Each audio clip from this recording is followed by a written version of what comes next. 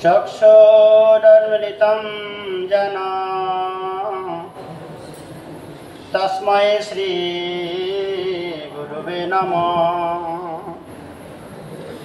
बर्हापीरां नटवरवपो कर्णय कर्णिकार बिभ्रदश कनककपिशं वयन्ति च माला रन्ध्रान वेणुर्धर सुदया पूर्णय गोपवृन्द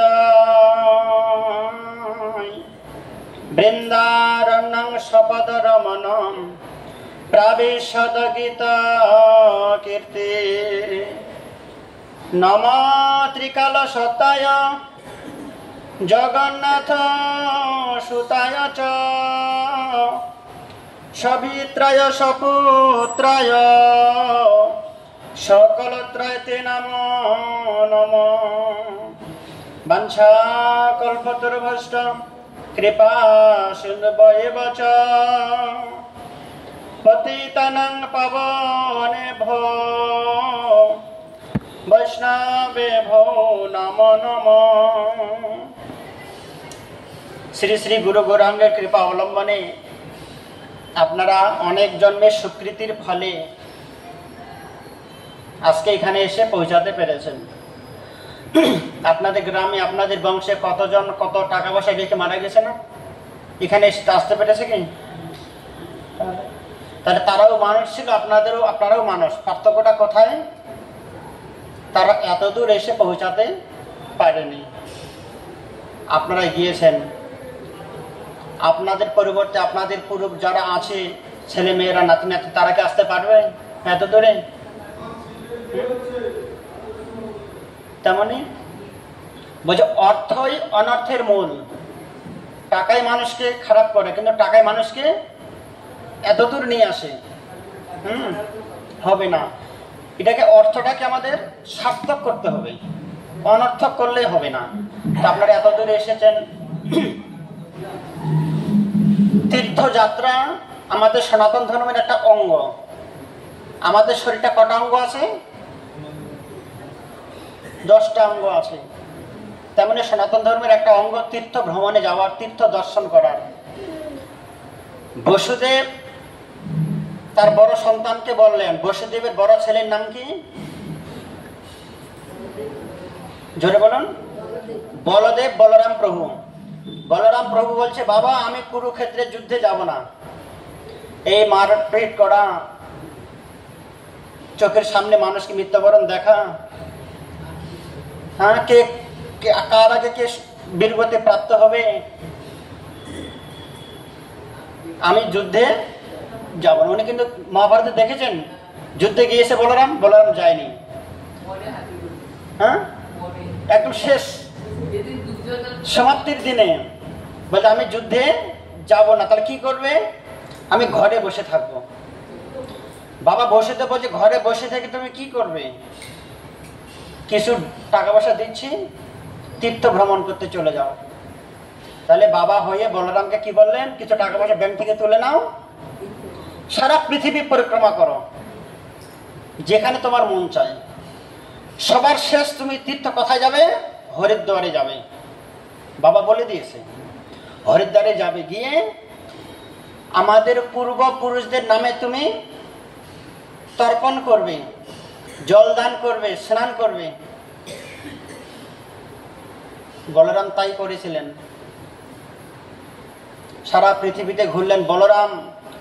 নিত্যানন্দ প্রভু গঙ্গাসাগর পর্যন্ত গিয়েছেন।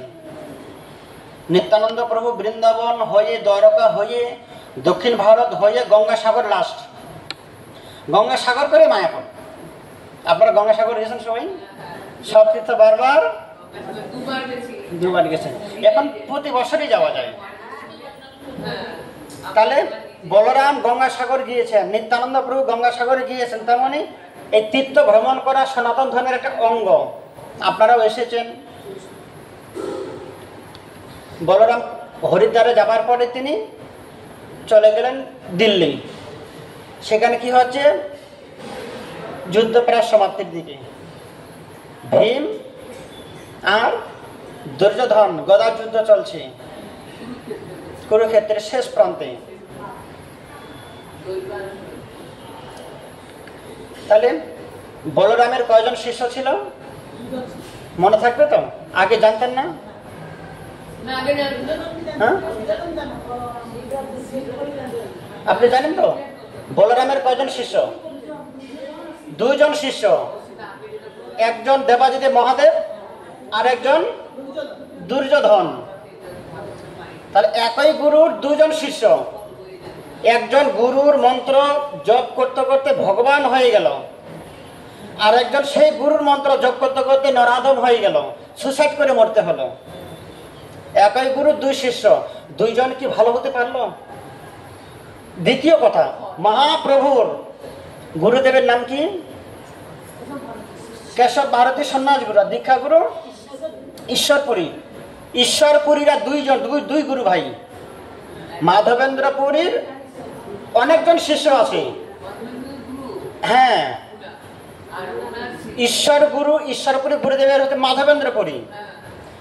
তো ঈশ্বরপুরীর গুরুদেব মাধবেন্দ্র পুরীর অনেকগুলো শিষ্য ছিল, তার মধ্যে একজন হয়েছে নরাধম। ও গুরু নিন্দা করত, সাধু নিন্দা করত। তো মহাপ্রভু যখন ওনাকে পেলেন, আপনি তো আমার গুরুজন ব্যক্তি, আপনি আমার গুরুদেবের গুরু ভাই, কত সিনিয়র, তো আপনার চরিত্রটা এরকম কেন?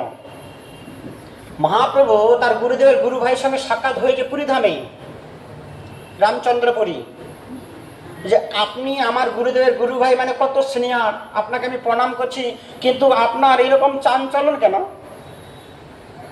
তাহলে সব গুরুদেব পেলেও যদি আপনি হরিভজন না করেন, আপনার কোনো লাভ নেই।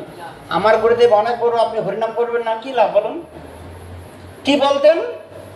রামচন্দ্রপুর শুধু সবার নিন্দা করতেন। মহাপ্রভুর কাছে আসতেন, মহাপ্রভুকে বলছে, তুমি এত খাচ্ছ কেন? সন্ন্যাসী মানুষ কম করে খেতে পারো না? ওই কথা শুনে মহাপ্রভু খাওয়াটা বন্ধ করে দিয়েছে, খাবোই না। ভক্তরা বলছে, প্রভু আপনি তো না খেয়ে দুর্বল হয়ে যাবেন।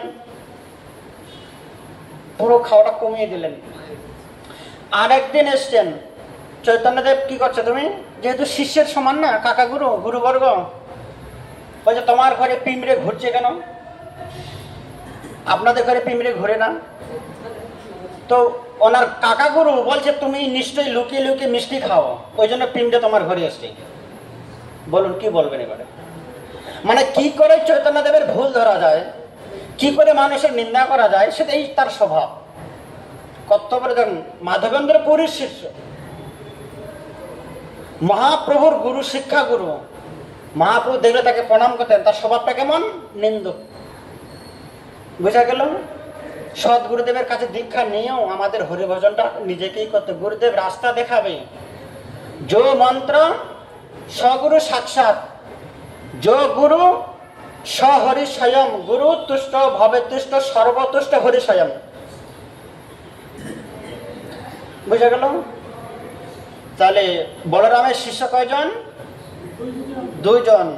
এক মনে রাখবেন, এগুলো বাড়ি থেকে শোনাবেন, যে একজন প্রভুর সঙ্গে দেখা হয়েছিল, এগুলো শুনে এসেছি, এগুলো মনে রাখবেন। কি খেয়েছেন ভুলে যাবেন, কথাগুলো মনে রাখবেন। হ্যাঁ, না, ভীমকে শিষ্য বলে গ্রহণ করেনি। তো বলরাম দুর্যোধনকে এতটাই শিষ্য বলে, মোবাইলটা বন্ধ করুন, মনটা ওখানে কেন? এত সুন্দর পাঠ হচ্ছে, আপনি ইউটিউব দেখছেন। বলরাম দুর্যোধনকে এতটাই ভালোবাসতেন, আর দুর্যোধন গুরুদেবকে সেবায় সন্তুষ্ট করেছে। দুর্বুদ্ধিটা কেমন? আজ নয় কাল কৌরব পাণ্ডবদের সঙ্গে যুদ্ধ হবেই। কৃষ্ণ পাণ্ডবদের পক্ষে হয়ে সবসময় কথা বলে।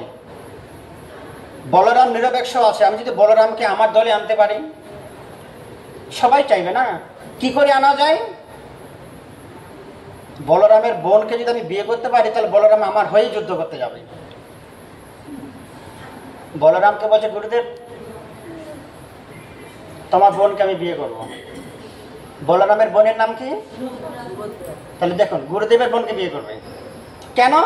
যুদ্ধে দল ভারী করার জন্য।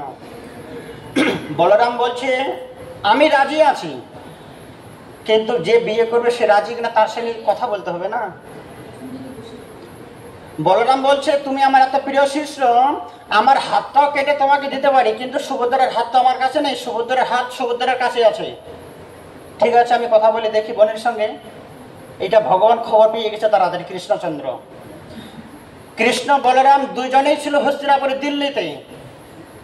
সে সময় সুভদ্রা ছিল দ্বারকায়। কৃষ্ণ বলরাম দুইজনে দিল্লি থেকে একসঙ্গে আসার কথা ছিল, কৃষ্ণ আগেই চলে এসছে এই খবরটা দেবে বলে।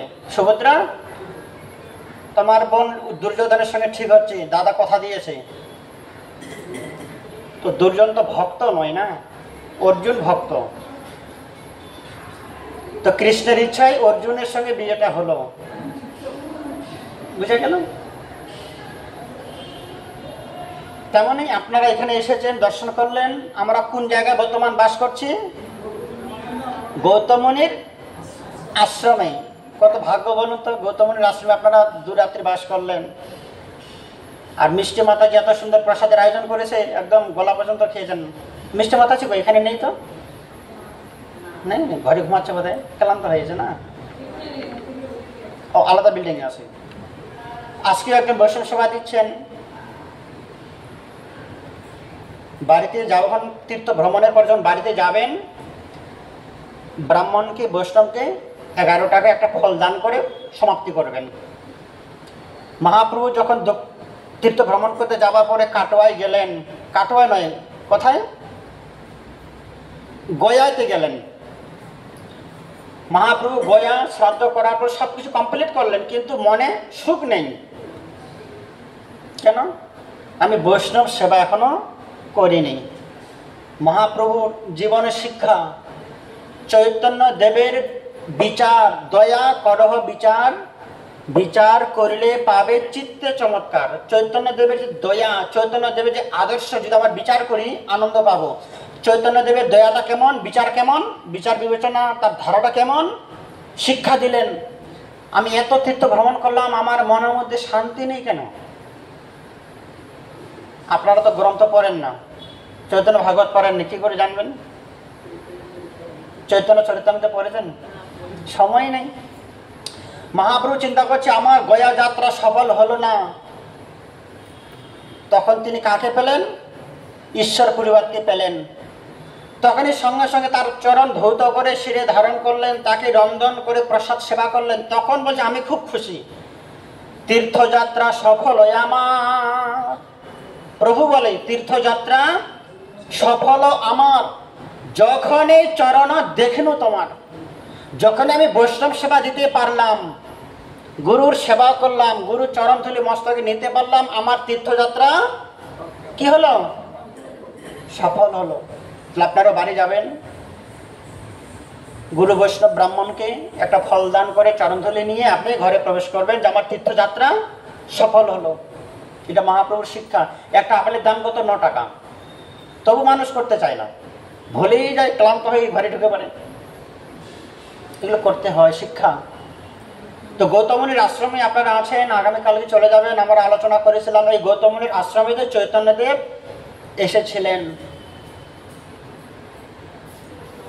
তো এখানে সরাসরি আসেননি, সপ্তধারার আগে একজন ব্রাহ্মণের নাম ছিল কুর্ম ব্রাহ্মণ। কি ব্রাহ্মণ? কুর্ম ব্রাহ্মণ। তার বাড়িতে গিয়েছিলেন, তুমি আমার নিত্যদিনের ভক্ত, নিত্য পার্শ্বদ, তোমাকে দর্শন করতে এলাম। যেই পাদ পদ্ম তোমার ব্রহ্মা করে ধ্যান, সেই পাদ পদ্ম সাক্ষাৎ।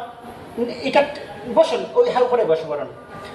আইলাম ওর কি হলে কুর্ম ব্রাহ্মণের ঘরে যখন মহাপ্রভু গেলেন, এত আনন্দ পাচ্ছে যে প্রভু এই চরণ, যে চরণের ধ্যান ব্রহ্মা করে, শিব ঠাকুর করে, এই চরণ পদপরে তুমি আমার ঘরে এলে এই চরণটাকে আমি রাখবো কোথায়? গৌরের কথা শুনেছেন না? যখন মহাপ্রভু শ্রীধরের বাড়িতে যেতেন, শ্রীধর কি বিক্রি করতেন? তার বাড়িতে যখন মহাপ্রভু যেতেন যখন শ্রীধরের বাড়িতে, শ্রীধর বলছে এই চরণটা আমি কোথায় রাখবো প্রভু, তুমি আমার হৃদয়ে রাখো। এই চরণ ব্রহ্মা তপস্যা করে পাওয়ার জন্য দেবতারা ধ্যান লক্ষ্মী দিয়ে সদাই চরণ সেবা করে, এই চরণ দিয়ে তুমি আমার কাছে, তোমাকে চরণটা রাখবো কোথায়? কি বসতে দিবে কিছুই বসার নেই। মহাপ্রভু তার ঘরে গিয়ে দেখছে আকাশটা দেখা যাচ্ছে ঘর দিয়ে, ধুতিটা 10টা জায়গায় ফাটা, 10টা গিট মারা। কোথায় বসতে দিবে বলুন তো? আর মহাপ্রভুর জলের পিপাসা পেয়েছে, জল দিবে কোথায়, গ্লাস নেই।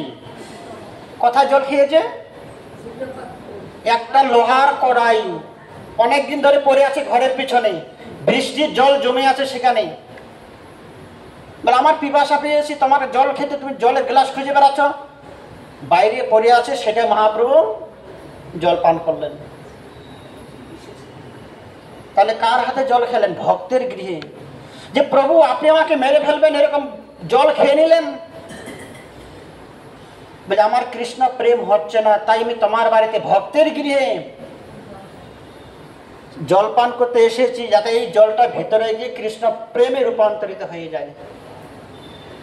শুনতে ভালো লাগছে না? তাহলে আপনারা মানুষ হবেন না ভক্ত হবেন? ভগবান কি মানুষের বাড়ি গিয়েছিল?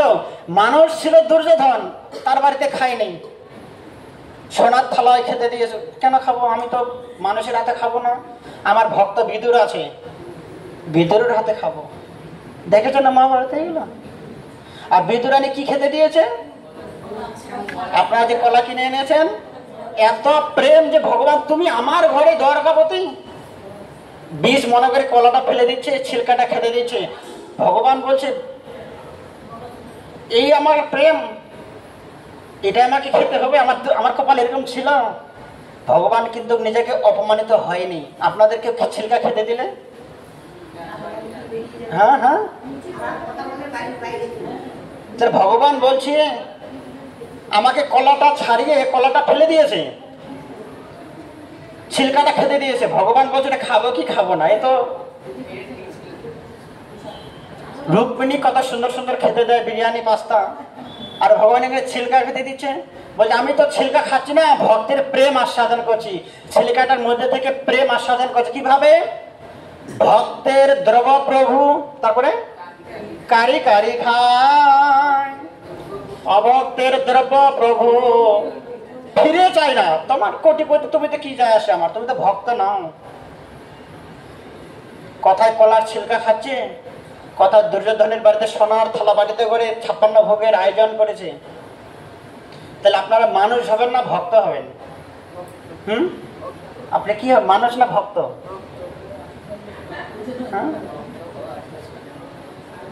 আমি তো বলেছি ডুপ্লিকেট ভক্ত হবেন।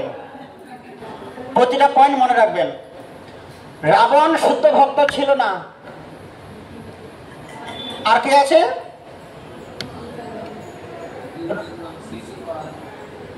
না, উনি তো অভক্তই ছিল, মানে ডুপ্লিকেট ভক্ত 2 জন সেজেছে। কে কে? পুতনা রাক্ষসী।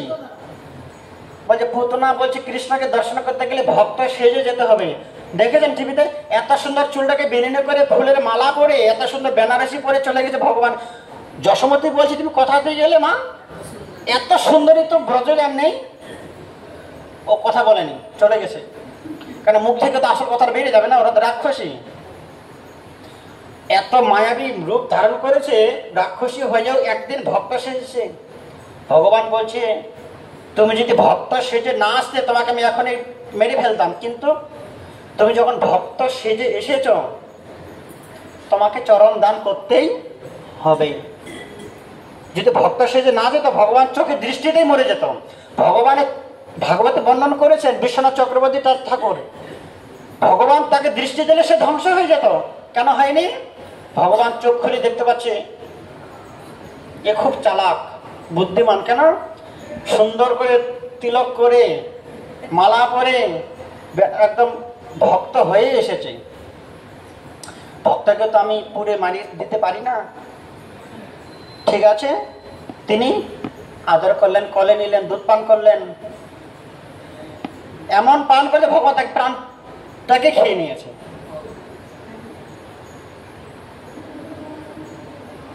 বোঝা গেল? তাহলে ডুপ্লিকেট ভক্ত হওয়ার ফল আছে কি না আছে বলুন? অনেকে বলে না ভক্ত হতে হয়, ভক্ত শাস্তি নেই। তাহলে পুতনা কি ভক্ত হয়েছে না ভক্ত সেজেছে? হ্যাঁ হ্যাঁ, তাহলে উত্তর দিতে পারবেন কেউ জিজ্ঞাসা করলে?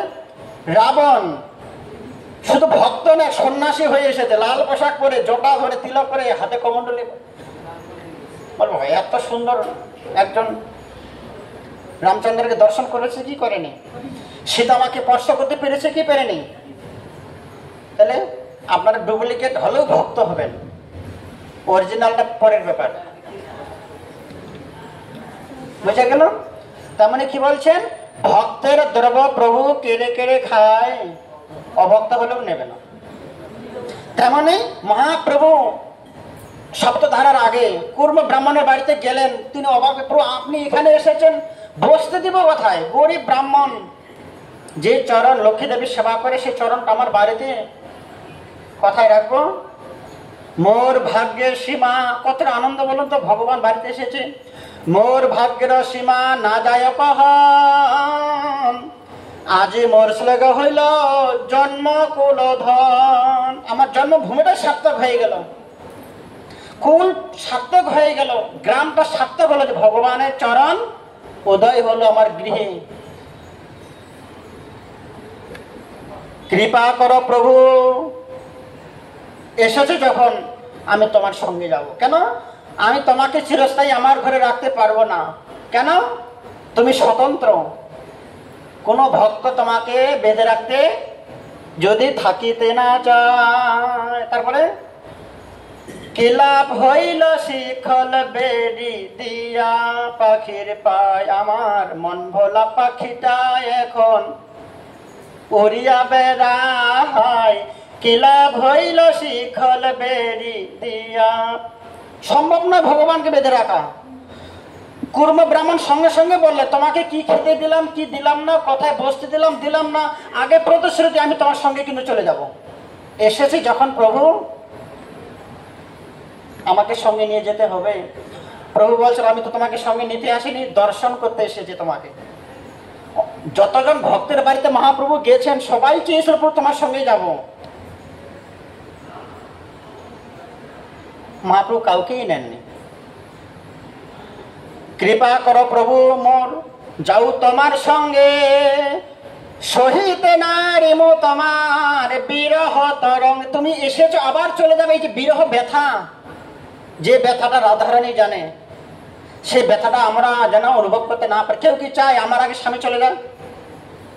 বিরহ ব্যথাটা কষ্ট পাওয়া বেশি নয়? তেমনি রাধারানী অনুভব করেছে কৃষ্ণ বিরহ ব্যথাটা কেমন। প্রভু তুমি এসেছো আবার চলে যাবে, এরকম বিরহ ব্যথা আমি সহ্য করতে পারবো না, আপনি আমাকে সঙ্গে করে নিয়ে চলুন। এখন এই জায়গায় আসেনি, কিন্তু মহাপ্রভু এই জায়গায় এখন আসেন নেই, সপ্তধারার ওপারে আছে। প্রভু কহে ওইছে বাদ কবু না কহিবা, গৃহে রহি কৃষ্ণ নাম নিরন্তর নিবা। তুমি সংসারী মানুষ, তোমার ছেলে মেয়ে আছে, পরিবার আছে, আপনি যদি আমার সঙ্গে সংসার ছেড়ে চলে যান তারা দুঃখ না খেয়ে মরে যাবে। অতএব সংসার ছেড়ে যাওয়ার কথা কখনো, গৃহে থাকো বনে থাকো, সদাই হরি বলে ডাকো। সুখে থাকো দুঃখে থাকো, সদাই হরিনাম করো, গায়ে গড়া মধুর সুরে। আপনি সংসারে থাকুন আর বনে থাকুন, হরিনামটাই করুন, হরিনামটাই হচ্ছে মেন। মহাপ্রভু বলছে সংসার ছেড়ে যাবার কথা কখনো তুমি চিন্তা করবে না। যারে দেখো তারে কহ কৃষ্ণ উপদেশ, আমা আগায় গুরু হইয়া তারও এই দেশ। তুমি শুধু বসে বসে হরিনাম করলে হবে না, তুমি তোমার চোখের সামনে যাকে দর্শন করবে তাকে তুমি কি বলবে? বলে হরে কৃষ্ণ বলুন, কৃষ্ণ কৃষ্ণ হরে হরে, হরে রাম মহাপ্রভুর আদেশ। আপনি একা একা মালার জপ করলে হবে না। ঘুম থেকে উঠার পরে কার মুখ আগে দেখেন, ছেলের দেখেন, স্বামীর দেখেন, গ্রামবাসীদের যাকেই দেখবেন তাকে কি বলবেন? দিদি হরে কৃষ্ণ, কেমন আছেন জিজ্ঞেস করবেন না। কখন ঘুম থেকে উঠলে জিজ্ঞেস করবেন না, কি বলবেন? বলুন সবাই হরে কৃষ্ণ কৃষ্ণ কৃষ্ণ হরে হরে। প্রভু কহিলাম এটাই মহামন্ত্র। যে শ্রবণ করবে, যে শ্রবণ করাবে, যে জপ করবে, তিনজন কোথায় যাবে? চরণে রাখিও ভগবান।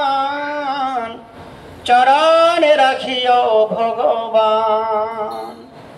যে জপ করাবে, যে শোনাবে, যে জপ করবে, তিনজনের কথাই ঠাই হবে, আমার চরণে তোমাদের ঠাই হবে। ক টাকা লাগে ভগবানের চরণ লাভ করতে? ক টাকা খরচা হলো বলুন? বুঝতে পারছেন কথাটা? কথাগুলো বুঝতে পারছেন কিনা? হ্যাঁ, একজন বয়স্ক মানুষ দোকানে, ওষুধের দোকানে গেছে। মা কথাটা শুনবেন। একটা বয়স্ক মানুষ ওষুধের দোকানে বলছে, ডাক্তারবাবু আমার বউয়ের শরীর খারাপ, খুব জ্বর সর্দি কাশি হয়েছে, ওষুধ দিন। ট্যাবলেট দিয়েছে, সিরাপ দিয়েছে। তাকে বলেছে ওষুধটা খাওয়ার আগে ভালো করে ঝাঁকি দিয়ে ওষুধ খাওয়াবে। শুনে চলে এসেছে। ও ওষুধ খাওয়ার আগে বউকে ভালো করে ঝাঁকিয়ে নিয়েছে। কাকে ঝাঁকিয়ে নিয়েছে? কাকে ঝাঁকাতে বলেছে? এরকম যদি না বুঝেন উল্টো হয়ে যাবে। ও বউটা বলছে আমি তো মরে যাবো, ঝাঁকাচ্ছ কেন? এমন ঝাঁকি দিয়েছে বউ মরে গেছে।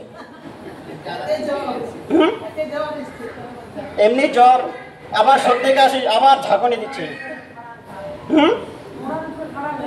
এরকম যদি আপনারা বুঝতে না পারেন তাহলে কি হলো? আমার বলাটা বেকার। কোচেন নেই, বসুন।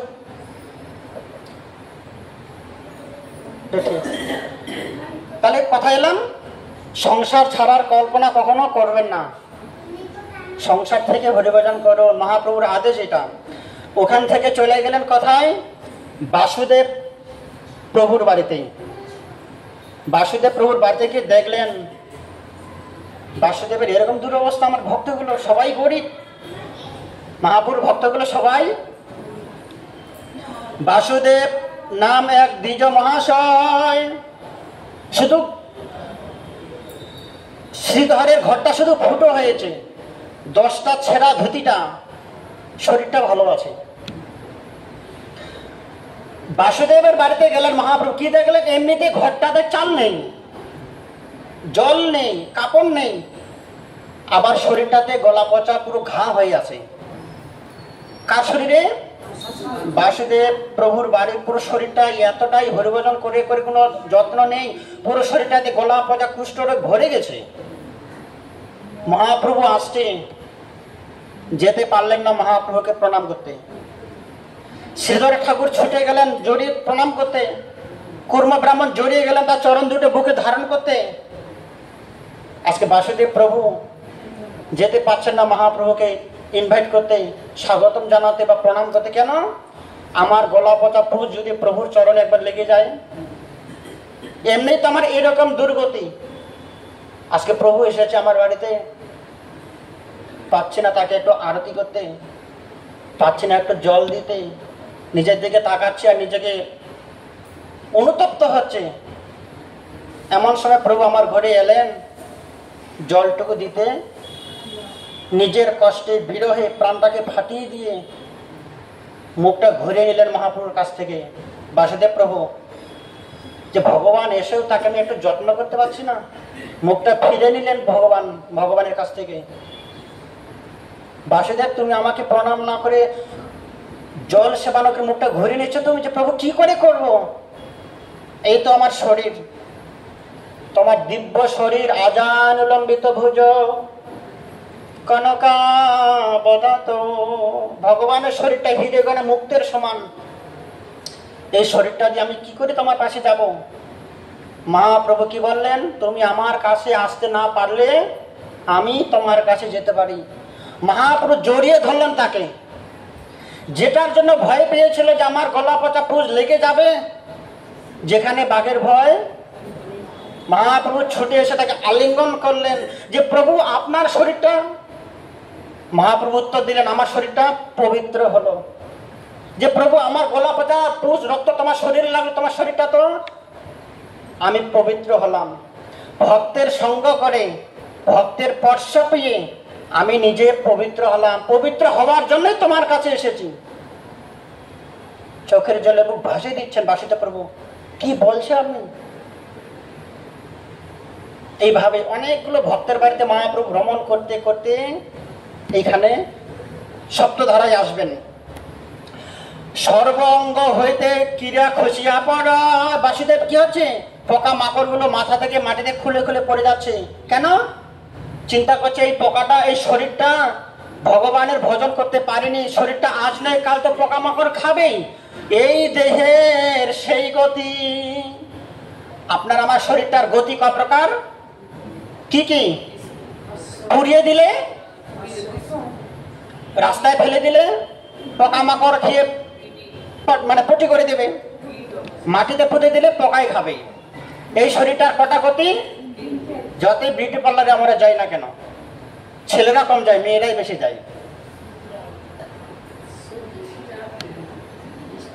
3 গতি আমাদের শরীরটা। কটা গতি? কৃমি বিস্তার ভস্ত, আমাদের শরীরটা 10 গ্রাম ছাই হয়ে যাবে। তো বাসুদেব প্রভু বলছে আমার শরীরটা পোকামাকড় পচে তো হবেই।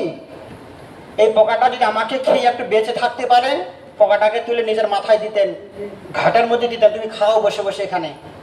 আমি তো হরিভজন করতে পারিনি, অন্য কারো যদি সেবা করতে পারি, কেমন তার বিচার। উঠাইয়া সেই কিরা রাখে সেই ঠাই, আবার রেখে দিচ্ছেন। প্রভু পরশে দুঃখ সর্ব কুষ্ঠ দূরে গেল। এরকম দুঃখ কষ্ট রোগটা, পুরো ব্যাধিটাই মহাপ্রভুর স্পর্শ পেয়ে পুরো পরিষ্কার হয়ে গেল, নিরোগ আরোগ্য হয়ে গেল। আপনার শরীর থেকে রোগটা যদি চলে যায়, চিকিৎসা করে আপনি খুশি না অখুশি? জোরে বলেন তো। আপনার রোগটা, আপনি যদি এখন 80 বছর থেকে 25 বছরে ইয়াং হয়ে যান, খুশি না দুঃখী? হ্যাঁ, খুশি হবেন না? আপনি খুশি হবেন না? কিন্তু বাসুদেব প্রভু খুব দুঃখ পেলেন। প্রভু আমি এটা তো চাইনি, আমি খুব খুশি হলাম না। একজন গ্রামের বুড়ো কলকাতায় এসেছে, দেখতে পাচ্ছি লিফটটা যাওয়া আসা করছে। অনেক গ্রামের মানুষ লিফট চড়েনি এখনো, দেখেনি না, এরকম গ্রাম আছে এখনো। উনি দেখছে একটা বুড়ো আর বুড়ি লিফটে করে ঢুকলো, উপরে গেল, কিছুক্ষণ বাদে একটা যুবক যুবতী নিচে নেমে চলে এলো। এরকম হয় না লিফটে? বুড়োটা বলছে আমার ভুল হলো, আমার বুড়িটাকে যদি নিয়ে আসতাম। কি বলছে? তাহলে আমিও এখান থেকে কি হতাম? জোরে বলুন। যুবক যুবতী ভাই বাড়ি যেতাম। ও ওখান থেকে বাড়ি চলে গেছে, বুড়িকে নিয়ে এসছে। যতবার যাওয়া আসা করছে বডি আর চেঞ্জ হচ্ছে না। তাহলে আমাদের রোগ ভালো হলে আমরা খুশি না দুঃখী? কিন্তু বাসুদেব প্রভু দুঃখ পাচ্ছে যে প্রভু আপনি আমাকে রোগ ভালো করে দিলেন কেন? রোগ ব্যাধি নিয়ে এখানে জঙ্গলে পড়ে থাকতাম, বসে বসে জব করতাম, কেউ আমাকে ডিস্টার্ব করতো না।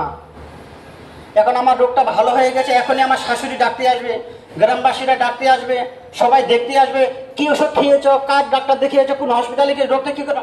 আমার 12টা বাজিয়ে দিবে কথা বলে বলে, আমাকে হরিনাম করতে দিবে না। প্রভু আমার রোগটা আপনি আমাকে ফিরিয়ে দিন। আপনারা বলতে পারবেন? আমরা বলতে পারবো? এই হচ্ছে ভক্ত। ভক্ত হচ্ছে পুষ্পের মতো কোমল, আবার পাথরের মতো শক্ত। কি বলছে? মোর দেখি মোরে গন্ধে পলায় পামর। প্রভু আমার গন্ধে কুকুর ছাগলগুলো চলে যেত, কোনো মানুষ আমার কাছে আসতো না, নিশ্চিন্তায় নির্বিঘ্নে আমি হরিনাম করতে পারতাম।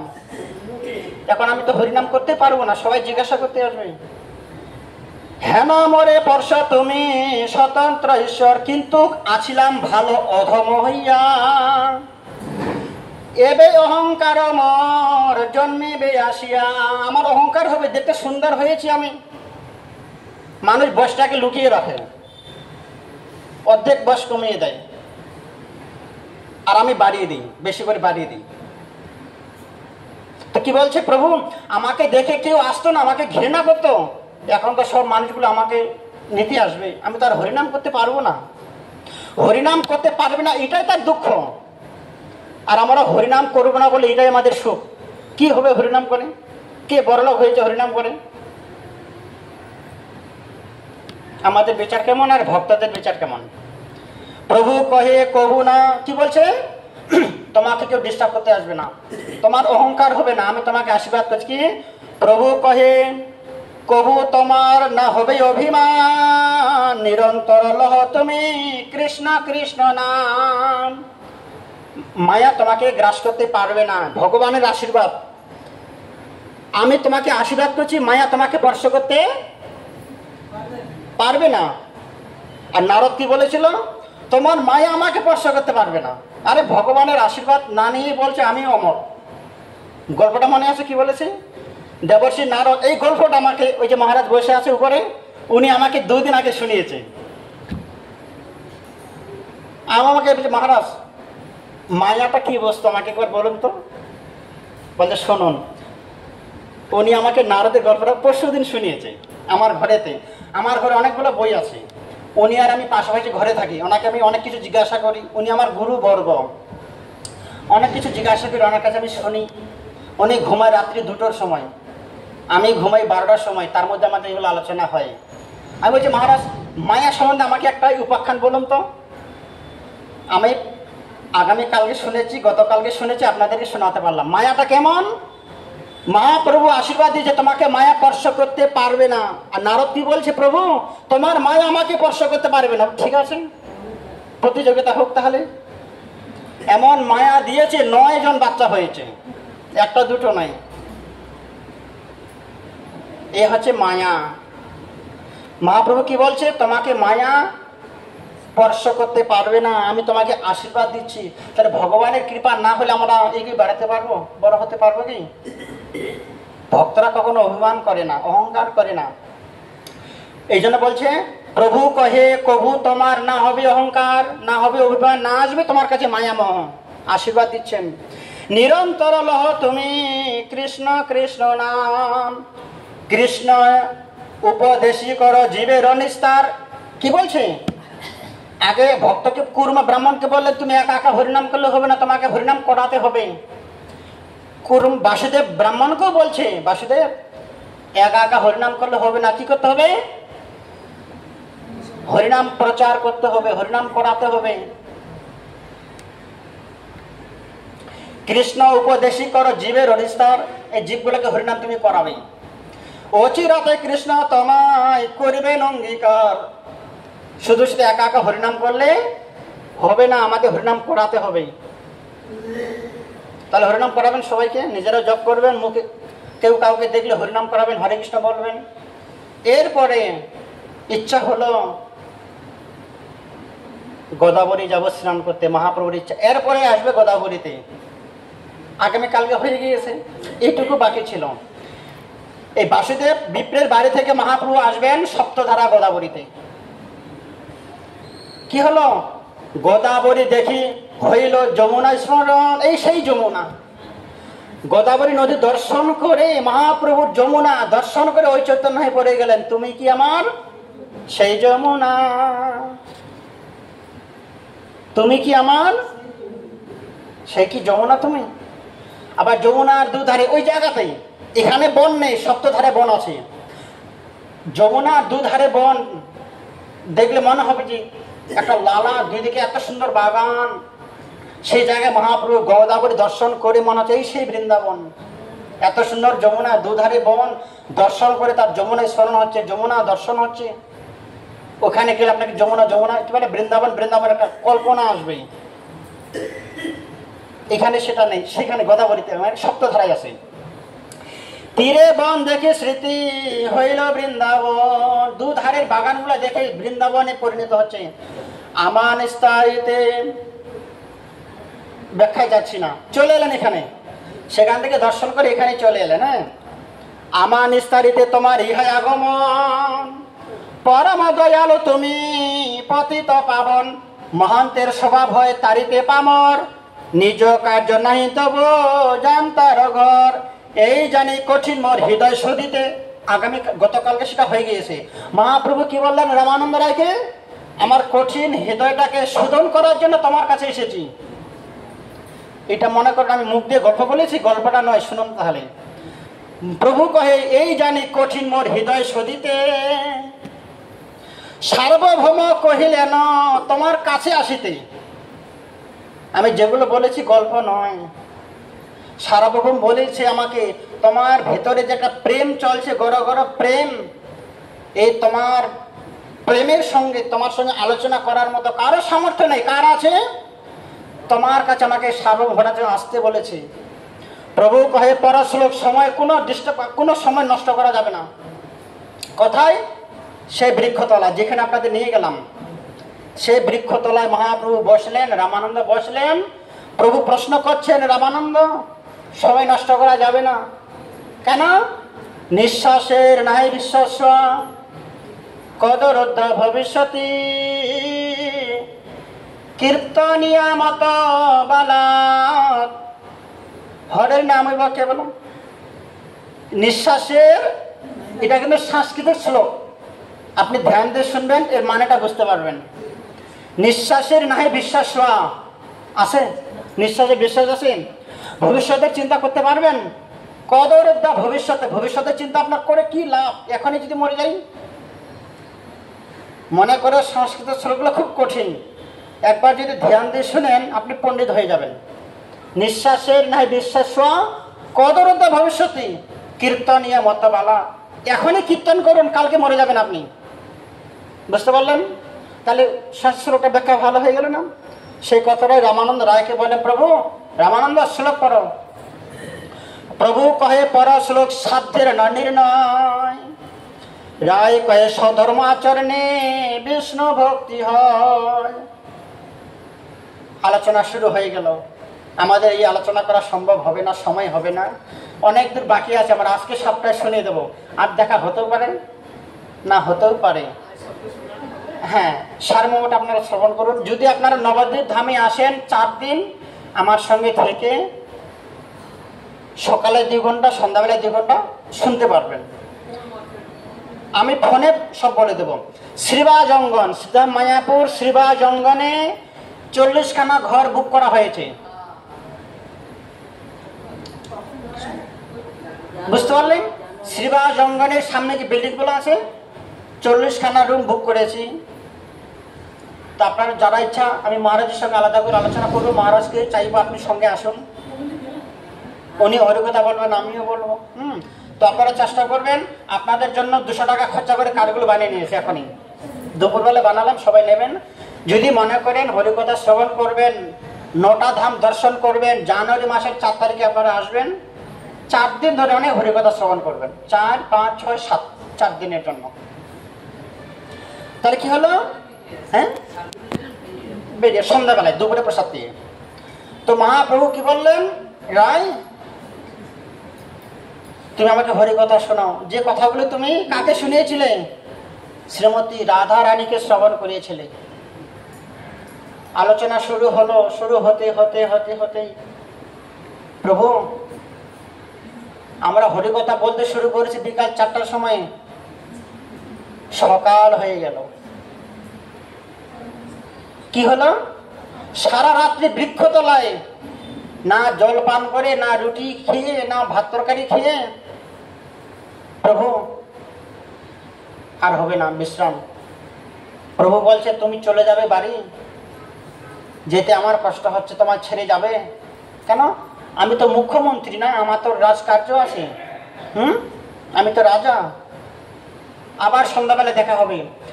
রামানন্দ রায় সারাদিন কোনো কার্য ক্ষেত্রে মন বসে না, কখন সন্ধ্যা হবে আর কখন যাবে প্রভুর কাছে। আর মহাপ্রভু মনে কোনো কাজ ভালো লাগে না, কোনো খেতে ভালো লাগে না, কখন সন্ধ্যা হবে আমার রামানন্দ এসে আমাকে হরিকথা শোনাবে। আর আমাদের কি হবে বলুন তো? 1 ঘন্টা শুনলে হাঁটুর ব্যথা, খেতে হবে, ঘুমাতে হবে। মহাপ্রভু এই বৃক্ষতলায় 10 দিন ভাগবত শ্রবণ করলেন রামানন্দ রায়ের শ্রীমুখে। সকাল হলে মনে হচ্ছে কেন তাড়াতাড়ি সময়টা গেল, এই রাত্রিটা যদি আরো বড় হতো, আসে না দিব্য যুগ যদি হতো, যোগায়তম নিমেষেন, এই রাত্রিটা মাত্র 12 ঘন্টা কেন যদি একটা যুগের সমান হতো, এতক্ষণ কৃষ্ণের সঙ্গে আমরা রাসলীলা করতে পারতাম বটা বৃক্ষতলে, বংশী বটে। সেই কথাটা মহাপ্রভু বলছে। সকাল হয়ে গেল, আবার তুমি বাড়ি যাবে, আবার সন্ধ্যাবেলা আসবে। দিনটা যেন কিছুতেই তাদের যাচ্ছে না, বলে না রোগের রাত্রি আর রোগের রাত্রি, আর এই দুইজনের রাত্রি সহজে যায় না। যে হসপিটালে ভর্তির আছে, কখন সকাল হবে আমার জন্য খাবার আনবে, ও রাত্রিটা কখনো শেষ হবে না। আর যার মাথায় 10খানা মামলা আছে তার রাত্রি কখনো শেষ হবে না, ও ঘুমেই ধরবে না। তো আজকে রামানন্দ রায় মহাপ্রভুর মাথা কি চেপেছে বলুন তো? প্রেম। প্রেম জেগেছে আমার মনে, হ্যাঁ তাই। তারপরে বলবেন তো, জানেন না? প্রেম জেগেছে আমার মনে তাই। তারপরে আমি একটা করে লাইন জানি, আর জানি না, পুরোটা বলতে পারবো না, কেন গান আমাদের শুনতে হয়, রাস্তাঘাটে চলতে গেলে শুনতে হয়, কথাটাকে ধরে রাখি। তার মানে মহাপ্রভু বলছে, রামানন্দ তুমি সকালবেলায় চলে যাবে, আবার সন্ধ্যাবেলায় আসবে, আবার শুরু হলো। এইভাবে 10 দিন মহাপ্রভু পাঠ করলেন, শ্রবণ করলেন। করার পরে তিনি বললেন, প্রভু আমি রামেশ্বরম দর্শন করে আসি। এখান থেকে বিদায় নিয়ে অনেক কষ্ট দিয়ে বিদায় দিলেন মহাপ্রভুকে। বিদায় কিছুতেই দিতে চাইছে না, তখন মহাপ্রভু তাকে সান্ত্বনা দেন, প্রভু তোমার কাছে আবার আসবো, এসে তোমাকে সঙ্গে করে নিয়ে যাব। এবারে ঠিক আছে, একটু মানা যায় যে প্রভু যখন বলেছে সঙ্গে নিয়ে যাবে, ঠিক আছে। কিন্তু মহাপ্রভু যে এরকম করবে কল্পনাই ছিল না রামানন্দের, যে আমাকে নিয়ে যাবে না। কৃষ্ণ ভগবান যখন ব্রজধাম ছেড়ে আসে, রাধারানীকে কি বলেছিল? হ্যাঁ আজকে যাচ্ছি, কাল চলে আসবো। রাধারানী বলছে ঠিক আছে যাও। এই কাল কাল করতে করতে এই কাল আর আইল না। রাধারানী ভাবছে, আমি কি যমুনে ঝাঁপ দিয়ে প্রাণ ত্যাগ করবো? কালটা যদি কালকে চলে আসে, ভগবান যদি কৃষ্ণ যদি চলে আসে, আমাকে যদি না দেখে, না, মনে হচ্ছে আমি বংশী বটে গিয়ে আত্মহত্যা করে মরে যাই। ললিতা বলছে তুমি মরে না, সুখ পাবে। সে যদি চলে আসে তোমাকে দেখতে না পায়, তার কি অবস্থা হবে? এই দড়িটা কেটে দাও, হবে না, মৃত্যুবরণ হবে না।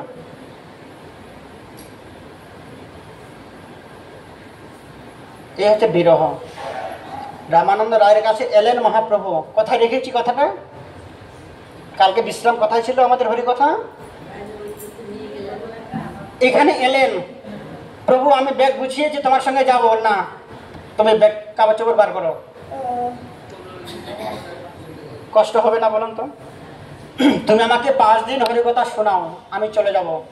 আমি ব্যাগপত্র গুছিয়েছি, তোমার সঙ্গে যাব। কেমন কষ্টটা হবে বলুন? ভগবান আপনাকে আর নিয়ে যাচ্ছে না। এই কষ্টটা হনুমানের হয়েছিল অযোধ্যায়। অযোধ্যা নদীটার নাম কি? সরজু নদীতে ভগবান রামচন্দ্র সবাইকে বিমানে করে পাঠিয়ে দিচ্ছে। হনুমান গদা নিয়ে, প্রভু আমার লিস্টটা কখন হবে? তোমাকে নিয়ে যাব না। সে সময় হনুমানের মনটা কেমন হচ্ছিল বলুন তো? সারা জীবন যার চরণ সেবা করলাম, আমাকে নৌকায় তুললো না, দিব্য রথে তুললো না, আমাকে বাড়ি পাঠিয়ে দিল। সারাটা জীবন যার সেবা করলাম, আমাকে সঙ্গে নিল না। হনুমানের মনে যে একটা বিরহ কষ্ট আছে, একটা অধ্যায় আছে আলাদা। হনুমানের মনের ভিতরে যে এতটা কষ্ট জমাট হয়ে আছে, এরকম কষ্ট কারো নেই।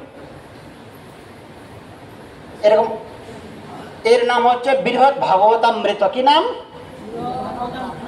এই গ্রন্থটা আপনি যখন পড়বেন, চোখের জলে বুক ভেসে যাবে।